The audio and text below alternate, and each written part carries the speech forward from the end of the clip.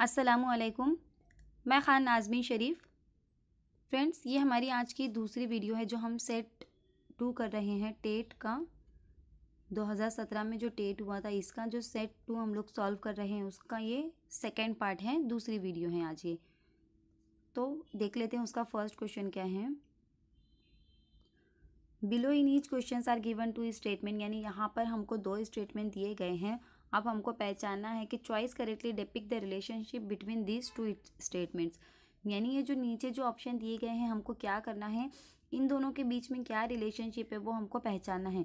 कि पहला रीज़न हो सकता है दूसरा कंक्लूजन, या दूसरा रीज़न हो सकता है पहला कंक्लूजन, यानी कौन से जुमले की कौन वजह हो सकता है, हमको ये इसमें क्या करना है, पहचानना है। तो पहला हम देखेंगे क्या है। पहला, ये इतना बड़ा मैं इसलिए नहीं पढ़ रही हूँ क्योंकि ये ऐसा क्वेश्चन जो है ये प्रीवियस हम लोगों ने कर चुके हैं, तो इतना लेंदी पढ़ने की बजाय हमको समझ में आता है कि यहाँ पर हमको इनके बीच में रिलेशनशिप को पहचानना है। तो फर्स्ट क्या है, the cases of malaria are increasing in the locality, यानी इलाके में मलेरिया के केसेस में इजाफा हो रहा है। The problem of stagnant water is increasing in the locality, तो इलाके में घड़े पानी का मसला बढ़ रहा है, यानी जो ख़राब पानी है उसका मसला क्या हो रहा है, बढ़ रहा है। तो ये वजह हो सकती है और ये इसका असर हो सकता है कि पानी, ख़राब पानी अगर इलाके में बढ़ रहा है तो उसमें मच्छर होंगे, मच्छर की वजह से मलेरिया की बीमारी होंगी। तो क्या आ जाएगा इसका, सेकंड वजह आ जाएंगी, और फर्स्ट क्या आ जाएगा, इसका असर हो जाएगा। तो देख लेते हैं हम इसके। जी हाँ, statement second is the cause and the statement one is effect, यानी जो स्टेटमेंट दूसरा है वो क्या है, इसकी वजह हैं, और स्टेटमेंट जो पहला है यानी गंदा पानी जमा होने की वजह से मच्छर हो रहे हैं और मच्छर की वजह से मलेरिया की बीमारी फैल रही है। अब यहाँ पे देखते हैं इस क्वेश्चन को कैसे सॉल्व करना है। कि in the given word vowels are replace with its previous letter and consonants are replace with its next letter, then how many words have at least one vowel, यानी कितने, अगर हम जो वॉवेल है अगर उनको पहले वर्ड से चेंज कर दे और जो कंसोनेंट है उसको उसके बाद वाले वर्ड से चेंज कर दे, तो ऐसे कितने वर्ड होंगे जिनमें कम से कम एक वॉवेल होगा। अब यहाँ पर हम लोग एक एक वर्ड को लेकर देखते हैं। पहला क्या है यहाँ पर, पहला है अपर।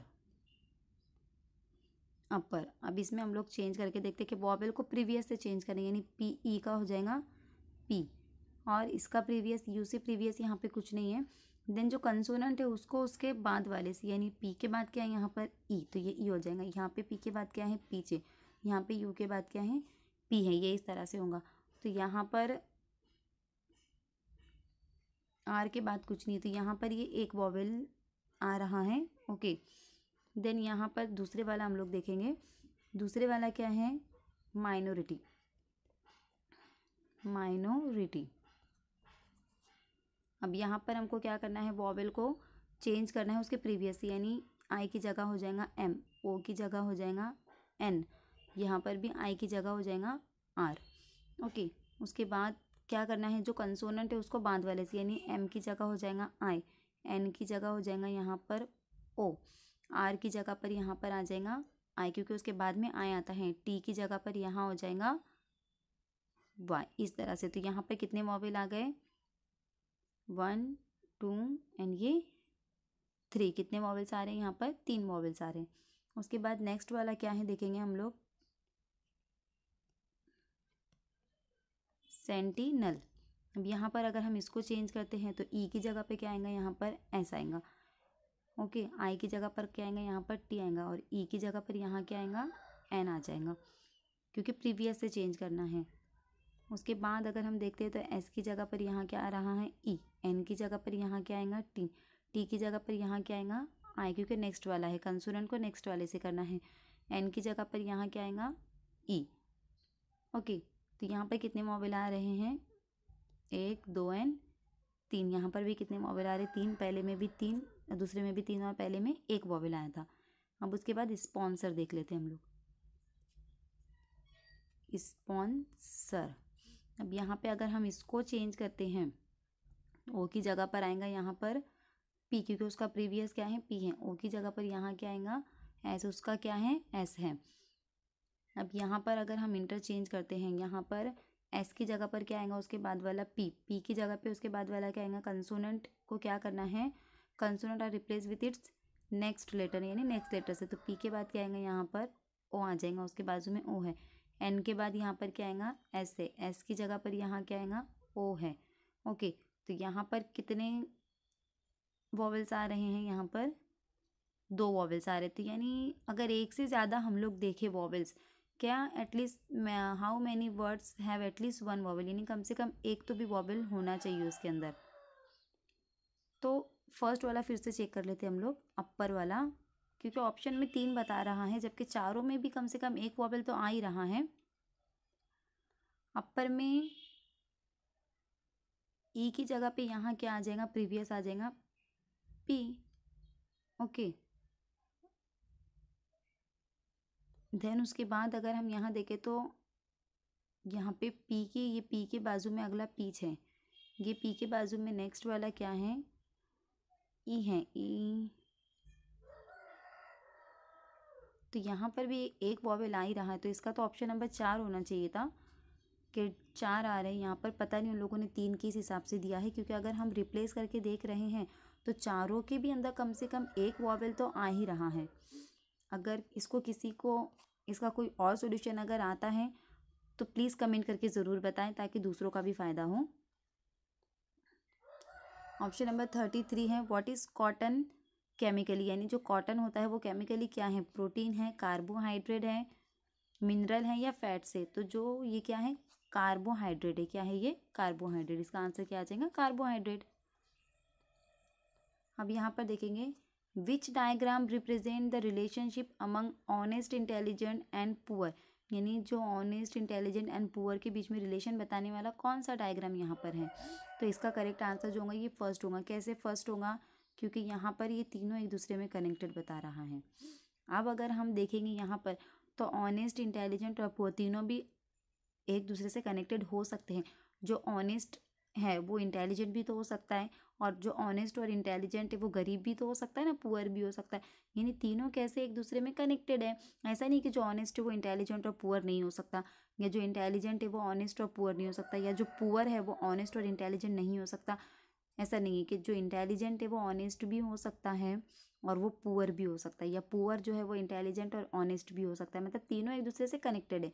तो यहाँ पर इसका करेक्ट आंसर क्या आ जाएगा, ए आ जाएगा। 35 है, the question below has statement followed by 2 conclusion number 1 and 2, based on this choose the option that is most suitable. यानी यहाँ पर 2 कंक्लूजन दिए गए हैं 1 और 2, और कौन सा सही इसका सोल्यूशन होगा हमको वो ढूंढना है। क्या है यहाँ पर देखेंगे, Jagjit is a traitor to India as Jagjit consider nuclear plant as harmful to environment. Jagjit is protesting against the decision of Indian government allowing nuclear power station in his district. यानी जगजीत को ऐसा लगता है कि जो न्यूक्लियर पावर प्लांट है वो माहौल के लिए नुकसानदा है, इसके लिए उसके इलाके में जो गवर्नमेंट ने न्यूक्लियर पावर स्टेशन बनाने की जो परमिशन दी है वो उसके खिलाफ जा रहा है। तो क्या इसका कंक्लूजन क्या हो सकता है, Jagjit is a traitor to India as he is opposing the development of India, या फिर Jagjit is a traitor to India as is opposing the government of India. यानी जो जगजीत है वो क्या है, इंडिया का गद्दार है। क्यों, क्योंकि वो इंडिया की तरक्की में मुदाखलत कर रहा है। या फिर जगजीत जो है वो इंडिया का गद्दार है क्योंकि वो इंडिया की हुकूमत की मुखालिफत कर रहा है। तो ऐसा बिल्कुल भी नहीं है कि वो गद्दार है क्योंकि न्यूक्लियर पावर की वजह से माहौल ख़राब होगा इसके लिए वो उसके अपोज में जा रहा है, ना कि वो इंडिया की गवर्नमेंट के किसी बात के अपोज में जा रहा है। तो ना तो एक ना तो दो यहाँ पर फॉलो करता है कि इस बात से ये जाहिर नहीं होता कि वो गद्दारी है। सही बात है कि ये माहौल को आलूदा करता है। 36 है, arrange the word given below in meaningful sequence. यानी ये जो वर्ड है इनको मीनिंगफुल सीक्वेंस में हमको लगाना है। तो क्या है ये, किससे रिलेटेड है देखते हैं हम, डॉक्टर, फीवर, प्रिस्क्राइब, डायग्नोस और मेडिसिन। तो देखिए पहला क्या आएगा, जब हमको फीवर आएगा, सबसे पहले तो स्टार्टिंग में फीवर आएगा, तब हम डॉक्टर के पास जाएंगे। डॉक्टर के पास जाने के बाद डॉक्टर क्या करेगा, डायग्नोस करेगा यानी जांच करेगा, पता लगाएगा बीमारी का। जब बीमारी का पता लग जाएगा तो वो हमको प्रिस्क्राइब देंगे, यानी हमको मेडिसिन की प्रिस्क्रिप्शन लिख कर देंगे। उसके बाद हम क्या करेंगे, बाद में मेडिसिन को ख़रीदेंगे। यानी 2 1 4 3 5 इसका आंसर आएगा, 2 1 4 3 5। तो जी हाँ, 2 1 4 3 5 इसका क्या है, करेक्ट आंसर है। अब यहाँ पे देखिए, यहाँ पे हमको सीरीज़ को कंप्लीट करना है। तो अगर हम ये सीरीज़ को देखेंगे, 2 के बाद क्या है 6 है, मतलब क्या किया गया है +4। 6 के बाद कितना है 12, मतलब क्या किया गया है +6। 12 के बाद क्या है यहाँ पे 20, यानी कितना किया गया है यहाँ पे +8, यानी इसके बाद क्या आना चाहिए +10 करके आना चाहिए। +10 करने के बाद क्या आएगा 30, यानी यहाँ पे क्या आना चाहिए 30। उसके बाद भी चेक कर लेते हैं कि 30, अब यहाँ पे +10 हुआ तो +10 के बाद क्या आना चाहिए +12, यानी अगर यहाँ पर हमारा 30 आता है, इसमें प्लस अगर हम 12 करते हैं तो नेक्स्ट क्या आ जाएगा 42, उसमें प्लस क्या करना होगा 14। इस तरह से मतलब इन्होंने क्या किया है, जो 2 का टेबल है उसको उन्होंने ऐड करते गए हैं, मतलब 4, 6, 8, 12 इस तरह से ये सीरीज़ को यहाँ पर उन्होंने इस्तेमाल किया है। तो इस हिसाब से क्या आंसर आएगा इसका 30 आंसर आएगा।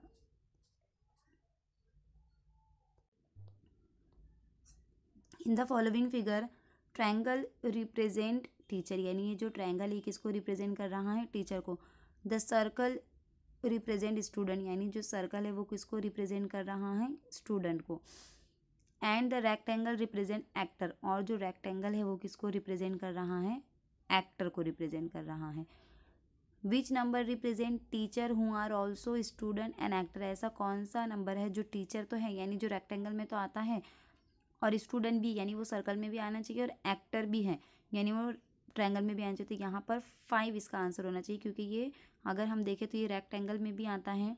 देखिए ये रेक्टेंगल के भी पार्ट में आता है 5, स्टूडेंट वाले सर्कल में भी आ रहा है और एक्टर वाले ट्रायंगल में भी आ रहा है। ओके, तो यहाँ पर इसका करेक्ट आंसर क्या होना चाहिए 5, लेकिन ऑप्शन में डी बता रहा है जो कि मेरे हिसाब से तो गलत है। इसका ऑप्शन नंबर सेकंड होना चाहिए था, क्योंकि ऐसा नंबर जो टीचर स्टूडेंट और एक्टर तीनों भी है तो वो नंबर 5 ही है, क्योंकि वो तीनों में आ रहा है। 6 जो है वो स्टूडेंट वाले पार्ट में कहाँ आ रहा है, वो सर्कल में थोड़ी आ रहा है। 6 अगर हम देखेंगे तो 6 ये साइड में, मतलब सर्कल के बाहर है ना, वो सर्कल की इस साइड में लिखा हुआ है वो, जबकि सर्कल क्या रिप्रेजेंट कर रहा है, circle represent student, circle student को रिप्रेजेंट कर रहा है। और सवाल में ऐसे पूछा है कि teacher who are also students and actor, यानी स्टूडेंट भी होना चाहिए ना, तो 6 तो स्टूडेंट के बाहर चला गया, तो 6 तो नहीं आ सकता, इसका कुछ तो भी मिस्टेक है यहाँ पर।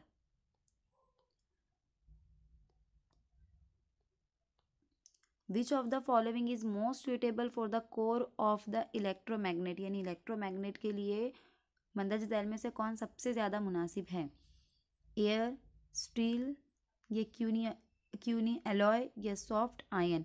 तो मैग्नेट और आयन का आपस में कनेक्शन है, तो यहाँ पर क्या आ जाएगा इसका सॉफ्ट आयन, इसका करेक्ट आंसर आ जाएगा। अभी यहाँ पर देखिए GCM, CDMA, GPRS are term in the interference of, यानी ये जो टर्म्स है ये किससे रिलेटेड टर्म्स है ये हमको पहचानना है। मिसिंग टेक्नोलॉजी से रिलेटेड है, स्पेस सैटेलाइट टेक्नोलॉजी से, मोबाइल फ़ोन टेक्नोलॉजी से, या नन ऑफ दिस। तो हम देखते हैं, हम सुनते हैं ना आपका GSM मोबाइल है या CDMA सिम कार्ड वगैरह से रिलेटेड भी हम लोग सुनते हैं। तो ये किससे रिलेटेड है, ये सारी चीज़ें मोबाइल से। तो क्या आ जाएगा इसका मोबाइल फ़ोन टेक्नोलॉजी से।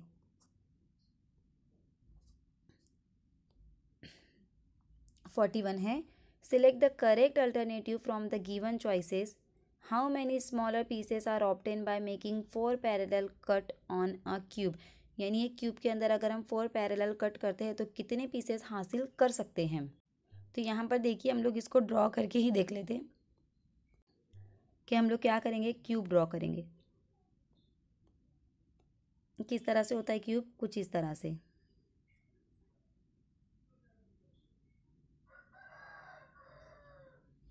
अब उस पर कितने कट मारने हैं हमको, 4 कट मारने हैं, यानी यहाँ से सपोज हम एक कट मारेंगे 1 2 3 एंड ये 4 कट हम लोग मारते हैं।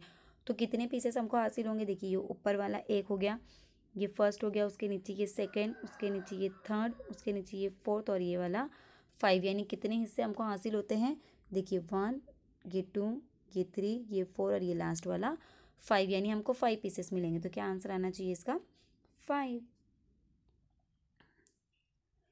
EA complete the following series, EAOI। तो यहाँ पर क्या आना चाहिए इसका U, क्योंकि ये वॉवेल्स है ना, वॉवेल्स नज़र आ रहे हैं हमको ये सारे। तो यहाँ पर क्या आएगा इसका U, इसका करेक्ट आंसर होगा। 92, 88, 84 which term of the series is 0। इस सीरीज़ की कितनी टर्म सिफर हैं। अब यहाँ पर ये हमको सॉल्व करना होगा।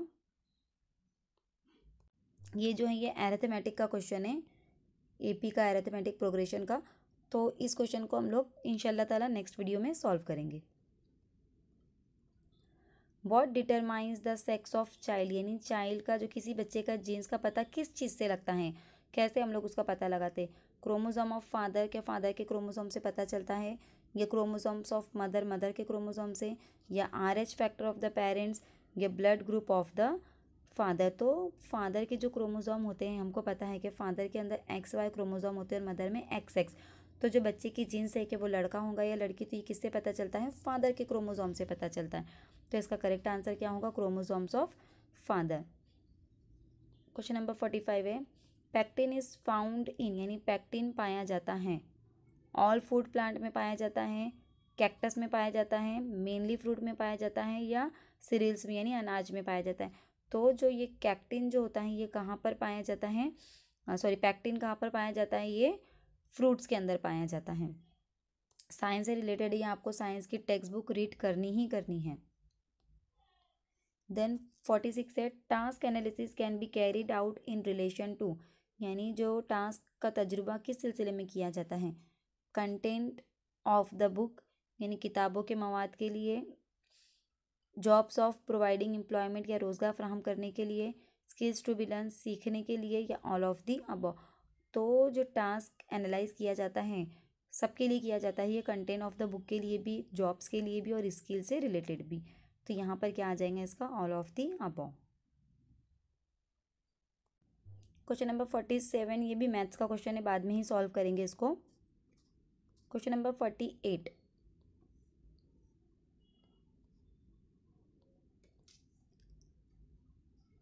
अब यहाँ पर हमको देखना है कि दोनों जो सेंटेंस है, यहाँ पर जो मेन सेंटेंस है, इससे कौन से दो सेंटेंस लॉजिकली कंसिस्टेंट है। ही इज़ इधर लिटरेट और इलिटरेट, यानी या तो वो नाख्वानदा है, या तो वो पढ़ा लिखा है, या अनपढ़ है। तो यहाँ पर या हमने बताए थे, मैंने आपको पहले भी बताई थी कि जो चीज़ बाद में आती है उसको नेगेटिव लेना है, जो पहले आती है उसको पॉजिटिव लेना है। यानी ही इज़ वो पढ़ा लिखा है, वो अनपढ़ नहीं है, इसका इस तरह से आना चाहिए, वो पढ़ा लिखा है, वो अनपढ़ नहीं है। डी और ए, देखिए वो पढ़ा लिखा है, वो अनपढ़ नहीं है, बराबर। तो मैंने आपको इस तरह से बताया था कि अगर और से या ईदर से अगर जुमला जुड़ा है, ईदर से या और से, तो जो सेकंड वाला जुमला आता है ना उसको नेगेटिव लेना है। यानी जो सेकंड वाला इलिटरेट है ना, तो उसको मानना है कि अनपढ़ नहीं है, वो अनपढ़ है ना, तो यहाँ पर उसको हमको लेकर चलना होगा कि अनपढ़ नहीं है। और पहले वाले को हमको सही मानना है कि वो पढ़ा लिखा है, वो अनपढ़ नहीं है। इस तरह से और वाले या ईदर वाले अगर सेंटेंस आते हैं तो सेकंड वाले को नेगेटिव पकड़ना है, फर्स्ट वाले को करेक्ट पकड़ना है। तो वो अनपढ़ नहीं है, वो पढ़ा लिखा है। तो डी और ए लॉजिकली कंसिस्टेंट आएंगे यहाँ पर। 49 है, find the odd one out from the given alternative, यानी जो गिवन अल्टरनेटिव है इसमें से ऑड वन पहचानना है। क्या है यहाँ पर, बास्केट है यानी टोकरी, बाउल यानी प्याला, बैग यानी थैला, और नाइफ यानी क्या है यहाँ पर, चाकू है। तो यहाँ पर अगर हम देखेंगे तो ये सब कंटेनर है, बास्केट, बाउल और बैग सब क्या है, कंटेनर है। हम इनमें कुछ ना कुछ चीज़ें रखते हैं, कंटेन करते हैं। लेकिन जो नाइफ है, नाइफ क्या है, इससे हम चीज़ों को काटने का काम करते हैं, तो ये डिफरेंट हो जाएगा यहाँ पर। In the following question an unfoldable dice is given from the given alternative which of the following will be optimise of Z, यानी दिए गए सवाल में एक बगैर फोल्ड किया हुआ पासा दिया गया है। दिए गए मुतबादिलात में से कौन सा नीचे वाला पासा जेड के अपोजिट हो सकता है, यानी जेड के अपोजिट में कौन सा हो सकता है। तो इस तरह के क्यूब कैसे सॉल्व करेंगे, यहाँ पर देखिए हमको अल्टरनेटिव लेना है, यानी वी के जो अपोजिट में आएगा वो एक्स आएगा, और डब्ल्यू के अपोजिट में क्या आएगा यहाँ पर, जेड आएगा। यानी जेड के अपोजिट में अगर इसको फोल्ड करें तो क्या आ सकता है, यहाँ पर डब्ल्यू आएगा। और ये जो बाहर वाले निकले हुए हैं ना, ये एक दूसरे के अपोजिट में आते हैं, यानी यू और वाई एक दूसरे के अपोजिट में आएगा। तो जेड के अपोजिट में क्या आएगा यहाँ पर, ऑप्शन नंबर बी, डब्ल्यू। तो इसका करेक्ट आंसर क्या होगा, डब्ल्यू, यानी एक छोड़कर एक लेना है हमको अल्टरनेटिव। 51 मैथ्स का क्वेश्चन है, इसको भी हम लोग बाद में सॉल्व करेंगे इंशाल्लाह।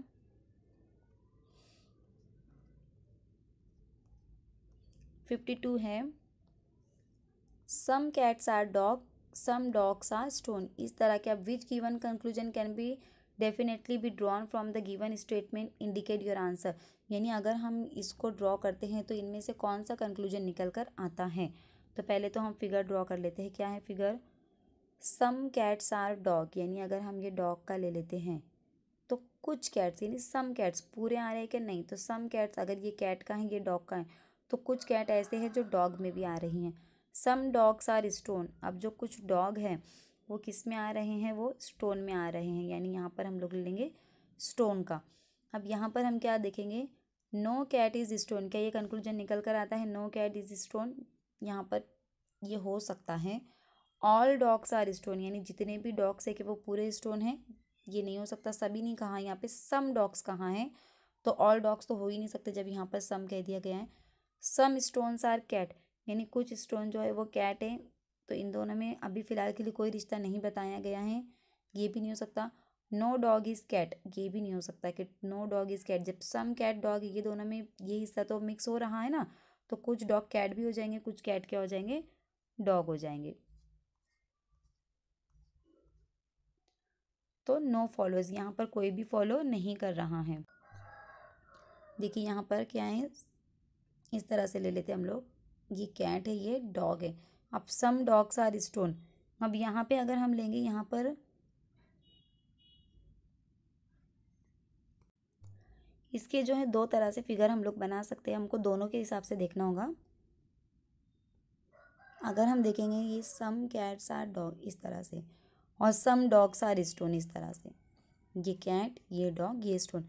लेकिन अगर दूसरी कंडीशन हम लेंगे तो ये कैट और डॉग तो आता ही, लेकिन अभी यहाँ पर ऐसा कुछ नहीं कहा गया कि जो कैट्स है वो डॉग में, सॉरी वो स्टोन नहीं है, ऐसा कुछ नहीं कहा गया ऊपर के सेंटेंस में। तो हम अगर डॉग को लेते तो हम इधर भी तो ले सकते ना, कि ये कैट हो गया ये डॉग हो गया, स्टोन को हम इधर भी ले सकते हैं, मतलब फिर कैट का भी कुछ पार्ट इसमें आ रहा है।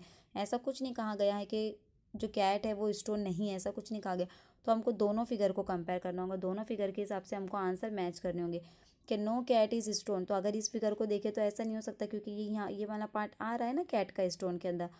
ऑल डॉग्स आर स्टोन, पूरे के पूरे डॉग स्टोन है क्या? जी नहीं, ये वाला पार्ट बच जा रहा है, ये स्टोन है क्या? नहीं है, तो नहीं आ सकता।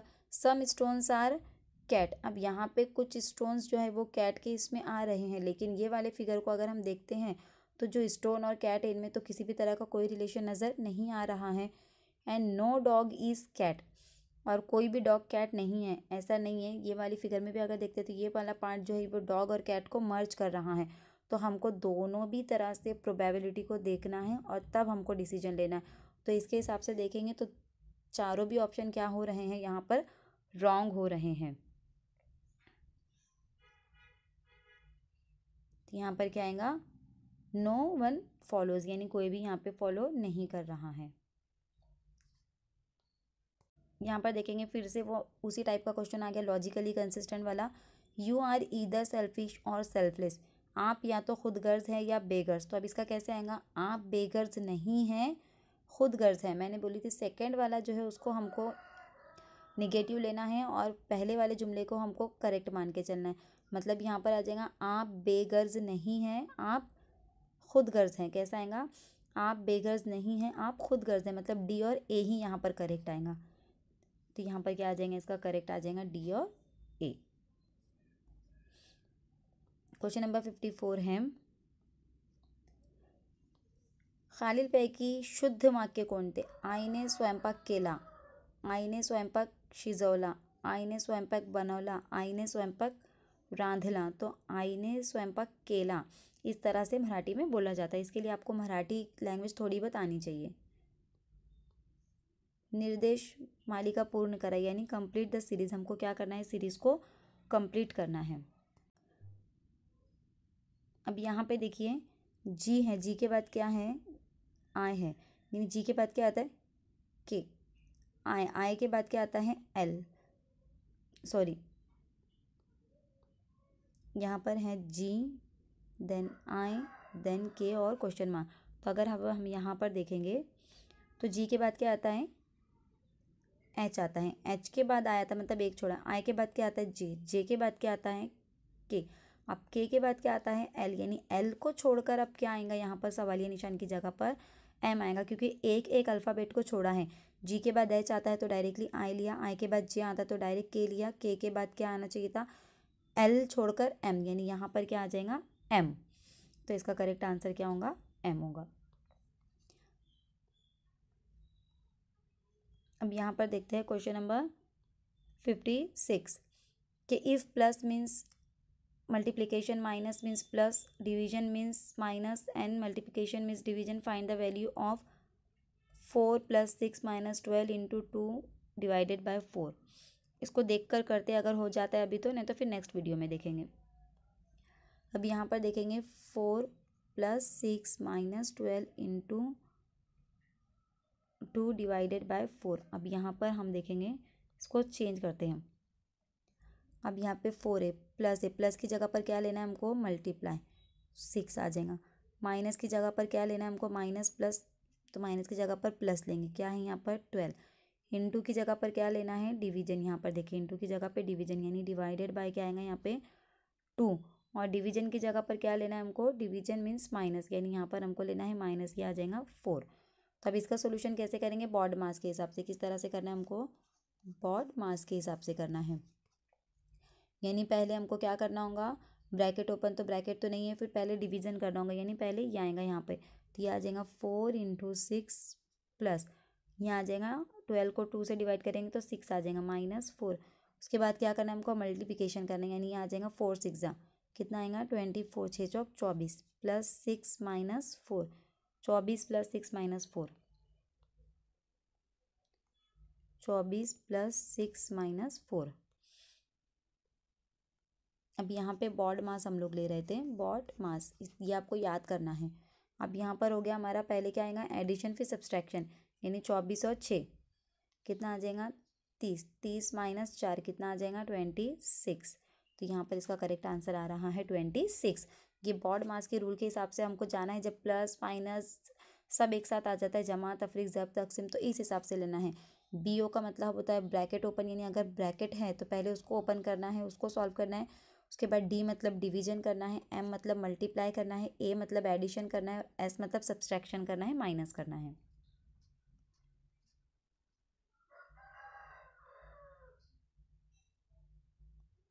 अब यहाँ पे देखेंगे, ये क्वेश्चन पहले भी आया था, पहले फर्स्ट सेट नंबर 2 का जो पहला सेक्शन था, पहला पार्ट था, उसमें भी आया था कि यहाँ पर शेर और चूहे की कहानी दी गई है, इसको अरेंज करना है और फिर हमको सवाल का जवाब देना है कि विच of the should be the first sentence.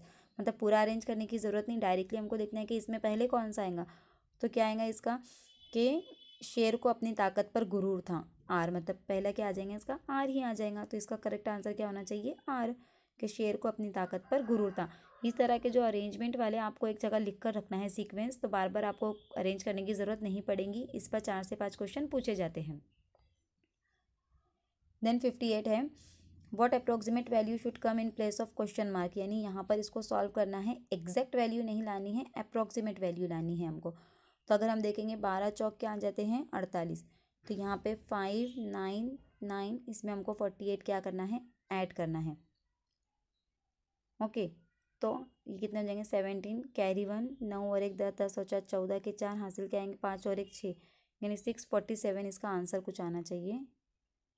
तो अप्रोक्सीमेट वैल्यू यानी 647 के करीब करीब कौन सी वैल्यू आ रही है यहाँ पर, तो 660 दूर हो जाता है 647 से, 650 और 655, 650 और 660, 670। तो जो इससे सबसे ज़्यादा करीब की वैल्यू है, अप्रोक्सीमेट वैल्यू है, वो क्या है 650 है। यानी सबसे नज़दीक अगर हम देखें उसके एग्जैक्ट आंसर के सबसे नज़दीक क्या आता है 650 आता है, 47 से नज़दीक 50 आता है। तो इसका करेक्ट आंसर क्या होगा 650 होगा। ये कंफ्यूज करने के लिए आपको इस तरह से दिया जा सकता है। तो हमको ये देखना है कि आंसर हमारा क्या आ रहा है और उसके नज़दीक वाला नंबर, एकदम नज़दीक नज़दीक वाला नंबर हमको लेना है। तो 50 जो है 47 से सबसे करीब का नंबर है, इसके लिए अप्रोक्सीमेट वैल्यू क्या आएंगी इसकी 650 आएंगी। अब यहाँ पर भी देखना है लॉजिकली कंसिस्टेंट वाले सेंटेंस है कि कौन से 2 सेंटेंस लॉजिकली कंसिस्टेंट हो सकते हैं। If I get late teacher will punish me, यानी अगर मैं लेट होती हूँ तो टीचर मुझे क्या करेंगे, सज़ा देंगे। अगर मैं लेट हुआ तो टीचर मुझे सज़ा देंगे। अब इसका हम कैसे लेंगे, अब दोनों भी इसको पॉजिटिव लेना है। मैं लेट हो गया, टीचर ने मुझे सज़ा दी, यानी मैं लेट हो गया, टीचर ने मुझे सज़ा दी। ए और बी इसका क्या आ जाएगा, लॉजिकली कंसिस्टेंट आएगा। अगर और से या इधर से जुड़ा हुआ है जुमला तो पहला वाला पॉजिटिव मानना है, दूसरे वाले को निगेटिव। तो यहाँ पर क्या आएगा, इसका करेक्ट आंसर ए और बी, यानी दोनों भी हमको पॉजिटिव लेना है कि मैं लेट हो गया इसलिए टीचर ने मुझे सज़ा दी। क्वेश्चन नंबर 60 है, find the odd one out from the given alternative, यानी हमको यहाँ से ऑड वन निकालना है। मैगजीन, नॉवेल, डिक्शनरी और एसे। अब यहाँ पर अगर हम देखेंगे तो मैगजीन, नॉवेल और डिक्शनरी ये सब क्या हैं, ये हमको बुक के फॉर्म में मिल जाता है, जबकि और ये लेंदी है।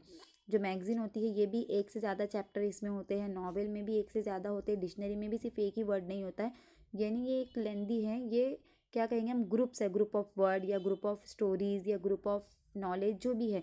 लेकिन जो ऐसे है ये किसी एक ही टॉपिक के ऊपर लिखा जाता है, किसी एक ही टॉपिक पर लिखा जाता है, तो यहाँ पर ऑड वन क्या हो जाएगा, ऐसे हो जाएगा। तो आज के लिए इतना ही। अगर आपको मेरी ये वीडियो अच्छी लगी, हेल्पफुल लगी, तो प्लीज़ इसे दूसरों तक शेयर ज़रूर करें और कमेंट सेक्शन में ज़रूर बताएं। अगर आपको कहीं पे कुछ अच्छा लगता है या कुछ खामी नज़र आती है तो इंशाल्लाह ताला मैं उसे इम्प्रूव करने की पूरी कोशिश करूँगी। मेरी जो वीडियोज़ हैं आपको जो अपकमिंग टेट एग्ज़ाम में इंशाल्लाह ताला बहुत ही हेल्पफुल होंगी। तो अगर आप चाहते हैं कि मैं और भी वीडियोज़ बनाऊँ तो प्लीज़ मेरे चैनल को सब्सक्राइब करें और लाइक और शेयर करना ना भूलें। तब तक के लिए दुआ में याद रखिए। अल्लाह हाफिज़।